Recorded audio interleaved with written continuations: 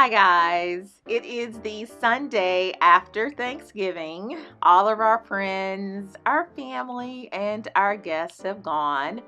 So if you are anything like me, this, guys, is the current state of your kitchen. A refrigerator filled with runny cranberry sauce, sticky dessert containers, smelly greens, and tired turkey. And let us not forget the freezer that is overflowing with miscellaneous items, so full that you have to open packages just to get it to close.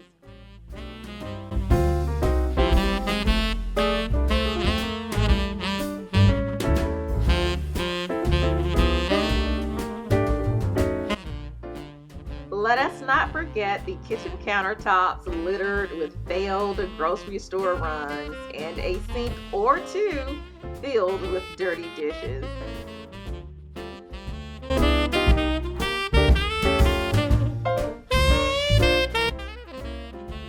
So my plan today, guys, is to really give my refrigerator a well-deserved cleaning. There is not a spot in this refrigerator that I don't believe is sticky, greasy, or gunky. So I'm gonna get in here, get rid of some of these Thanksgiving foods that I know we are no longer going to be eating.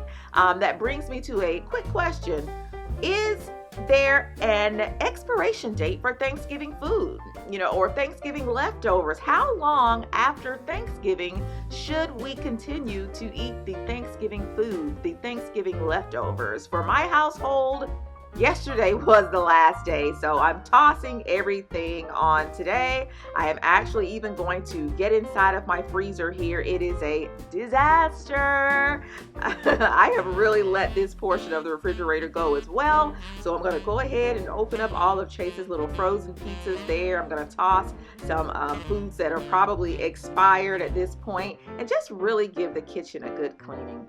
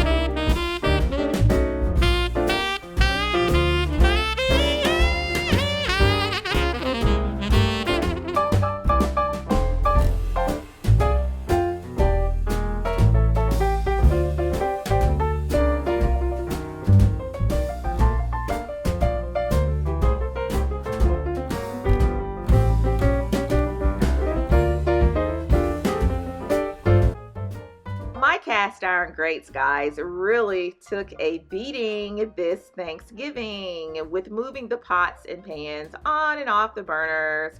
They became a little bit scuffed, so I headed over to my local Home Depot and I purchased a can of this Rustoleum high heat. It's like a spray paint. It's a spray paint specifically designed for your appliances that really get hot, things like your barbecue grill, and again the stove top, and even the grates that go inside of your oven. And I love the fact that I was able to purchase it, guys, for 50% off over in the oops or mistake bin, because the top was missing. But it was a full can of paint, but because the top was missing, they gave me a discount.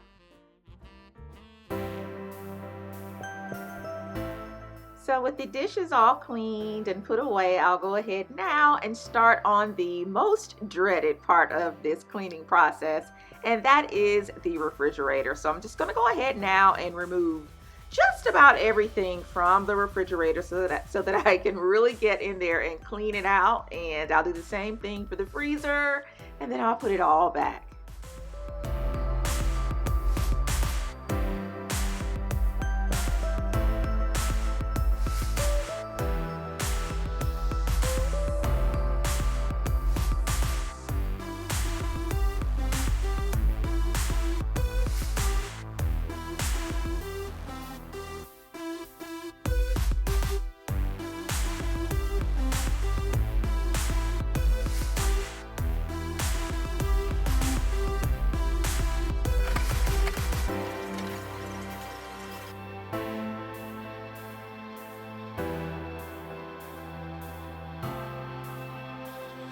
So here's a quick look, guys, at some of the items that I have removed from the refrigerator and freezer. These are my frozen bananas. They are extra, extra ripe.